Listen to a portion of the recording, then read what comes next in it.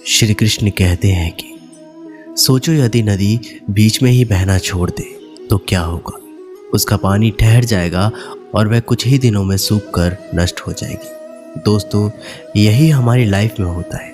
यदि सफल होने के लिए आप कोई लक्ष्य तय करते हैं तो उस लक्ष्य तक पहुंचने की पहली शर्त यह है कि आपको लगातार अपने लक्ष्य की ओर बढ़ते रहना है। यदि कहीं रुके तो असफलता निश्चित है। अपने मनपसंद लक्ष्य तक पहुंचना आसान कार्य नहीं होता।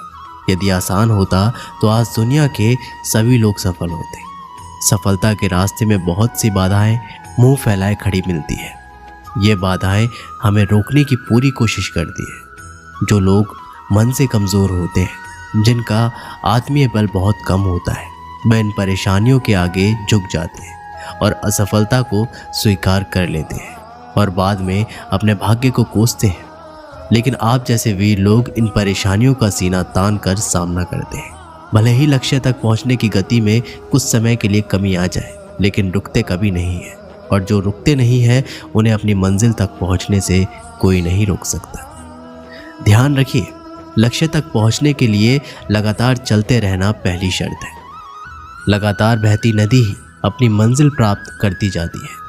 समय हमेशा चलता रहता है, इसलिए दुनिया का हर इंसान समय का गुलाम है। हवा हमेशा चलती रहती है, कभी कम रफ्तार से तो कभी तेजी से, लेकिन रुकती कभी नहीं है। इसलिए दुनिया के किसी भी जीव का जीवन हवा के बिना संभव ही नहीं है। संपूर्ण ब्रह्मांड जिसमें अरबों गैलेक्सी है, खरबों तारे हैं और अनगिनत ग्रह हैं, सभी चलते रहते हैं, कभी रुकते नहीं है। प्रकृति का नियम है कि जो रुक गया उसका असफल होना या नष्ट होना तय है। यदि आप अपने लक्ष्य को प्राप्त करना चाहते हैं तो आज से ही अपनी कमर कस लीजिए और खुद से वादा कीजिए कि रुकना कभी नहीं है। सोचो कि जो लोग अपना लक्ष्य केवल इसलिए छोड़ देते हैं, इसके लिए चलना बहुत पड़ेगा। इससे ज़्यादा बड़ी असफलता कोई हो ही नहीं सकती, क्योंकि सफलता व असफलता तो बात की बात है। खुद को बिना प्रयास के असफलता की ओर धकेल देना, इससे बुरा कुछ हो ही नहीं सकता। आपका दिल आपका सबसे बड़ा दोस्त है। वह आपके लिए, केवल आपके लिए हमेशा धड़कता रहता है ताकि आप अपनी मंजिल प्राप्त कर सकें। आपके शरीर के खून की हर एक बूंद हमेशा चलती रहती है, कभी नहीं रुकती। किसके लिए? केवल आपके लिए। आपके शरीर के बहुत से अंग हमेशा चलते रहते हैं और संदेश देते हैं कि लगातार चलना ही सफल जीवन है। आपके कान हमेशा सुनते हैं और आपकी आंखें हमेशा देखती हैं। किसके लिए? केवल और केवल आपके लिए, ताकि आप सफलता की ओर हमेशा बिना रुके बढ़ते रहें। श्री कृष्ण कहते हैं कि सबसे पहले ये जान लेना ज़रूरी है कि दुनिया में कोई भी व्यक्ति अकेले के दम पर कोई सफलता प्राप्त नहीं कर सकता। यदि किसी व्यक्ति को सफलता मिली है, फिर चाहे वह उसकी खुद की सफलता हो, लेकिन उस व्यक्ति की सफलता के पीछे बहुत से लोगों का हाथ होता है। वो लोग चाहे उसके परिवार के हों, उसके रिलेटिव्स हों या कोई भी अनजान व्यक्ति। प्रकृति का एक नियम यह है कि जिस व्यक्ति ने जितनी बड़ी सफलता हासिल की है, उसके पीछे उतने ही ज़्यादा लोग उसकी सहायता कर रहे थे, और जितनी छोटी सफलता हासिल की है, उसके पीछे उतने ही कम लोग उसकी सहायता कर रहे होंगे। यहाँ बहुत से लोग सफल होने में हमारी सहायता करते हैं। यह सहायता प्रत्यक्ष भी हो सकती है और अप्रत्यक्ष भी हो सकती है। दुनिया में यही नियम काम करता है, यानी हमें जितनी बड़ी सफलता प्राप्त करनी होगी, हमें उतनी ही ज़्यादा लोगों के सहायता की ज़रूरत होगी। अब यहाँ एक प्रश्न यह आता है कि कोई हमारी सहायता क्यों करेगा? लोग हमारी सफलता को पाने में हमारी सहायता क्यों करेंगे? लोगों के पास सहायता करने के पीछे कोई कारण तो होना चाहिए। तो इसका सीधा सा उत्तर यह है कि यदि हम चाहते हैं कि लोग हमारी सहायता करें, तो हमें लोगों को कुछ देना होगा। आखिर आप लोगों को क्या दे सकते हैं जिसके बदले में वह सभी आपकी सहायता करें? तो वो है वैल्यू। यदि आप लोगों के जीवन में कुछ वैल्यू जोड़ सके तो वह आपकी सहायता करने को तुरंत तैयार हो जाएंगे। तो अब मेरे जीवन का उद्देश्य अधिक से अधिक लोगों के जीवन में वैल्यू को जोड़ना होना चाहिए। मैं जितने ज़्यादा लोगों के जीवन में वैल्यू को जोड़ सकूंगा, उतने ही ज़्यादा लोग मेरी सहायता करने के लिए तैयार होंगे। अब जितने ज़्यादा लोग मेरी सहायता करेंगे, उतनी ही बड़ी सफलता मुझे प्राप्त होगी। श्री कृष्ण द्वारा बताई गई 5 ऐसी आदतें जिसे हम बताएंगे, जो आपका जीवन बदल देगी। जीवन में हर कोई सफलता पाना चाहता है, लेकिन सफलता पाने के लिए व्यक्ति में कुछ अच्छी आदतों का होना बहुत ज़रूरी है। व्यक्ति में कुछ आदतें ऐसी भी होती हैं जो आपकी सफलता के रास्ते में आड़े आ सकती है। यदि आप भी पाना चाहते हैं जीवन में सफलता, तो इन 5 आदतों को आज ही छोड़ें। पहली आदत है हर काम में परफेक्ट होने की चाहत। जो लोग जीवन में असफल होते हैं या अपने मन मुताबिक काम नहीं करते, उनकी सोच ये होती है कि जब तक हम परफेक्ट नहीं हो जाते तब तक ये काम शुरू नहीं करेंगे। इसके विपरीत जो लोग सफल होते हैं वो कभी भी पूर्णता के पीछे नहीं भागते, वे काम करते करते परफेक्ट होते हैं। आपने कई लोगों को कहते सुना होगा कि हमेशा अपने गोल पर फोकस करें, लेकिन क्या सिर्फ गोल पर फोकस करने से आप सफल हो सकते हैं? यदि आप जीवन में सफल होना चाहते हैं तो आपको सिर्फ गोल पर फोकस करने की अपनी आदत को छोड़ना होगा। एक बार गोल डिसाइड होने के बाद आपको अपने गोल तक पहुंचने के लिए उसके कार्य योजना पर भी काम करना होगा। जब आप कार्य योजना पर सही तरीके से काम करते हैं तो आप अपने गोल तक पहुंचने में सफल हो जाएंगे। कई लोग अपना मनपसंद काम सिर्फ इसलिए शुरू नहीं कर पाते क्योंकि उन्हें असफलता का डर होता है। लोग अधिकतर ये सोचकर शुरुआत ही नहीं कर पाते कि यदि हम असफल हो गए तो लोग क्या कहेंगे।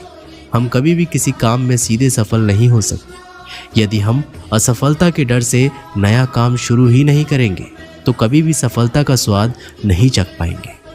हमारी असफलता का एक बड़ा कारण होता है कि हम फैसले अपनी प्राथमिकता के हिसाब से ही नहीं बल्कि लोगों के हिसाब से लेते हैं।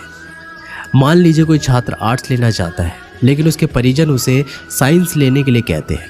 कारण सिर्फ एक है कि लोग क्या कहेंगे। यदि आप जीवन में सफलता प्राप्त करना चाहते हैं तो लोगों के हिसाब से नहीं, अपने गोल के हिसाब से अपने फैसले लीजिए। लोग कई बार भावनाओं में बहकर निर्णय लेते हैं या काम करते हैं। ऐसे में उनके असफल होने की संभावना ज़्यादा होती है।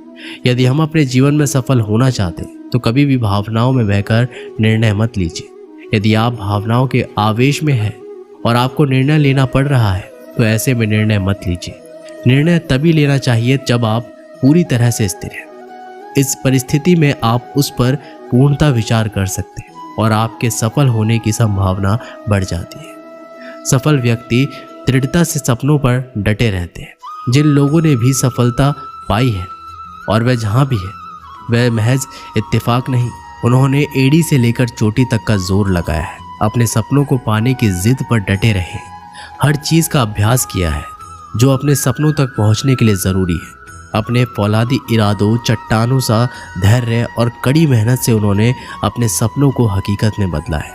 आपके सपने भी आपका इंतज़ार कर रहे हैं, उन्हें पूरा करें, समय बर्बाद ना करें। सफल व्यक्ति अपने वादों पर डटे रहते हैं, चाहे वो खुद से वादा हो या दूसरों से। अपनी ज़बान के पक्के रहते हैं। किसी भी चीज़ को अगर आप नहीं कर सकते तो ना कहना सीखो, क्योंकि आपने सारी दुनिया की जिम्मेदारी नहीं ले रखी। दूसरे से भी वही वादा करो जो आप पूरा कर सकते। इससे आप एक निष्ठावान व्यक्तित्व बन जाएंगे। हर कोई आप पर भरोसा करने लग जाएगा। सफल आदमी जो भी काम करते हैं अच्छे से करते हैं। उनके पास लेजर जैसा फोकस होता है, इसलिए तो उनके चेहरे पर एक अलग ही आत्मविश्वास झलकता है। लेकिन हम लोग अपनी एनर्जी को फालतू के कामों में बर्बाद करते रहते हैं, जिससे ज़रूरी काम में पूरा फोकस नहीं रख पाते और उस काम में असफल हो जाते हैं। सारी एनर्जी एक चीज़ पर फोकस रखने से उस कार्य को करने की असीम क्षमता आ जाती है। फिर उस कार्य को सफल होने से कोई नहीं रोक सकता। इसलिए अपनी प्राथमिकताएं तय करें, उसी के अनुसार उनको अपना टाइम दें। सफल लोग ऐसे वातावरण में रहते हैं जिसमें उनका उत्साह वर्धन करने वाले, नई चीज़ों के लिए प्रेरित करने वाले लोग रहते हैं। अगर आपके पास भी ऐसे दोस्त हैं जो आपको आगे बढ़ने के लिए प्रेरित नहीं करते, हमेशा आपका समय खराब करते हैं, आपको नीचा गिराने की कोशिश करते हैं, तो आपको तुरंत उन्हें जहर के समान समझकर छोड़ देना चाहिए और सकारात्मक माहौल का निर्माण करना चाहिए। क्योंकि एक नकारात्मक माहौल में आप कभी भी सकारात्मक और रचनात्मक नहीं हो सकते। सफल लोग हर दिन कुछ नया सीखते रहते हैं जो उनके लक्ष्य के नज़दीक ले जाता है। इसलिए आप अपना कंफर्ट जोन छोड़कर नई चीज़ें सीखें। इसके लिए आप श्रीमद् भागवत गीता पढ़ सकते हैं। जिसमें आपके सारे सवालों के जवाब मिल जाएंगे। एक भिखारी रेलवे स्टेशन पर रहता था। वह रोज ट्रेन में चढ़ता और एक स्टेशन से दूसरे स्टेशन तक जाता था। रास्ते में वह ट्रेन में बैठे यात्रियों से भीख मांगता था। कभी उसे पैसे मिलते, कभी कभार नहीं मिलते। उसकी जिंदगी इसी तरह से ट्रेन में इधर से उधर आते जाते और भीख मांगते हुए गुजर रही थी। एक दिन वह रोज की तरह ट्रेन में चढ़ा और उसमें बैठे यात्रियों से भीख मांगने लगा। वह एक कंपार्टमेंट से दूसरे कंपार्टमेंट में घुस रहा था। तभी एक कंपार्टमेंट की एक कोने की सीट पर उसे एक सूट बूट पहना एक व्यक्ति बैठा दिखाई पड़ा। वह व्यक्ति काफ़ी अमीर लग रहा था। भिखारी ने सोचा कि इस मालदार आदमी से ज़्यादा भीख मिलेगी।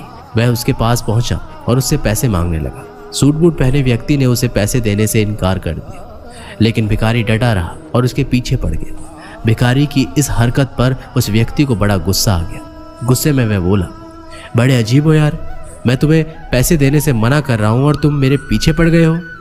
चलो ठीक है, मैंने तुम्हें पैसे दे भी दिए, तो ये बताओ कि बदले में तुम मुझे क्या दोगे। ये सुनकर भिखारी सोच में पड़ गया। कुछ देर सोचने के बाद वह बोला, साहब मैं आपको क्या दे सकता हूँ, मैं तो एक भिखारी हूँ। लोगों से मांग मांग कर अपना पेट भरता हूँ। किसी को कुछ देने की मेरी क्या औकात है।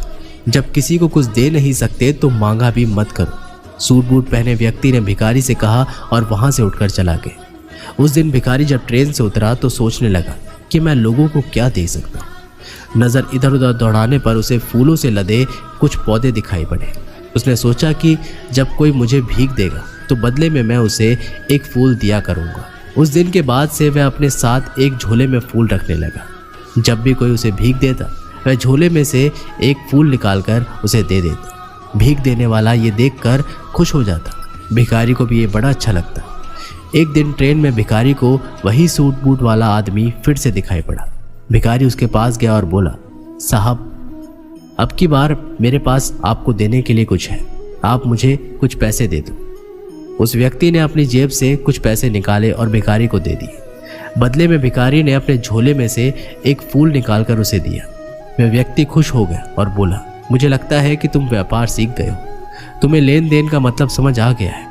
जब तक किसी को कुछ दे नहीं सकते तो लेना भी नहीं चाहिए, समझे। उस व्यक्ति का स्टेशन आ गया था। वह ट्रेन से उतरकर चला गया, लेकिन उसकी कही बात भिखारी के दिमाग में घर कर गई। जब वह उस ट्रेन से उतरा तो प्लेटफॉर्म पर खड़े होकर जोर जोर से चिल्लाने लगा, मैं भिखारी नहीं व्यापारी हूँ। अब मैं भी सूट बूट पहनकर घूमूंगा, मेरे पास भी ढेर सारे पैसे होंगे।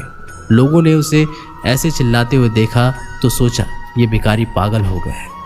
उस दिन के बाद से 6 महीने तक वह भिखारी न स्टेशन पर और ना ही ट्रेन में नजर आया। 6 महीने बाद एक दिन ट्रेन में 2 सूट बूट पहने व्यक्ति मिले।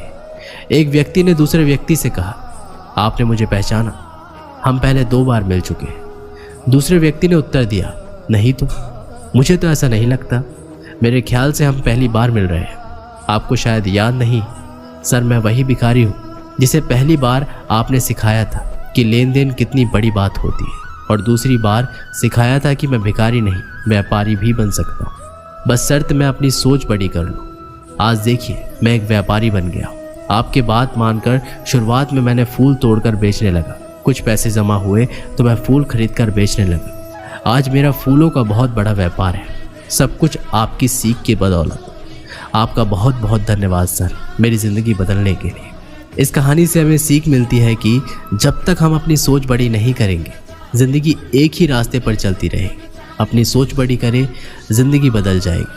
हम हमेशा छोटी चादर में ही समटे रहते हैं और सोचते हैं कि हमारी पहुंच बस इतनी ही है, इससे आगे हम बढ़ नहीं सकते। अपनी चादर बड़ी करें, उसे और फैलाएं। जीवन में तरक्की आपका इंतज़ार कर रही है, बस ज़रूरत है अपनी सोच के साथ बड़ी मेहनत की। सफलता आपके कदम चूमेगी। और आप सभी के लिए श्रीमद् भागवत गीता का एक संपूर्ण वीडियो चाहिए तो नीचे कमेंट बॉक्स में ज़रूर बताइएगा। दोस्तों ये वीडियो यहीं पर समाप्त होती है। अगर वीडियो अच्छा लगा हो तो वीडियो को लाइक, शेयर और चैनल को सब्सक्राइब करना मत भूलिएगा। आप सभी दर्शकों का बहुत बहुत धन्यवाद। जय श्री कृष्ण।